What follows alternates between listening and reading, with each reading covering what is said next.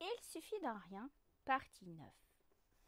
Étonnamment, Sophie fut contente de partir avec lui, de quitter son travail et la routine. Elle se prépara, se fit belle. Une fois prête, elle sauta dans le taxi qui l'attendait. Le séjour en Italie se déroula pour une fois bien. Les amoureux étaient si contents de se retrouver. Sophie accepta enfin de faire l'amour sans rituel ni préparation, seulement par désir, par amour. Il fut bénéfique pour le couple qui se rapprocha et se retrouvèrent. De retour au bercail, les choses étaient différentes. Elle avait décidé de déménager, car ils en avaient conclu que Sophie n'était pas bien dans la maison et ne se sentait pas chez elle.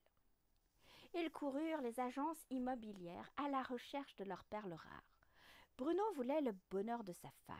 Il se disait que si sa douce était heureuse, il l'était également. Ils trouvèrent enfin, après tant et tant de recherches, la maison de leurs rêves, ou plutôt la maison que Sophie désirait tant et rêvait. Ils déménagèrent et là les choses changèrent. Sophie était devenue plus cool. Après quelque temps, ils prirent leur nouvelle marque dans leur nouvelle habitation. Sophie avait même pris goût à décorer son chez elle. Le jour tant redouté que Sophie ne voulait pas arriva. Ce jour de vie où tout basculait pour elle. Ce matin-là, le teint blême se traînant les pattes. Elle se dirigea tant bien que mal à la salle de bain. Elle se regarda dans le miroir. Un petit cri sortit de sa bouche. Un vachissement de stupéfaction. Elle avait les traits tirés, le hâle blanc, nauséeuse. Elle avait l'impression que le sol tanguait sous la houle.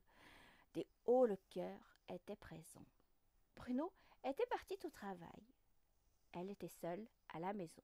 Elle ne sentait pas la force d'aller travailler. Elle, qui d'ordinaire ne manquait aucun jour de travail, se voyait annoncer à ses collaborateurs « Je reste à la maison ».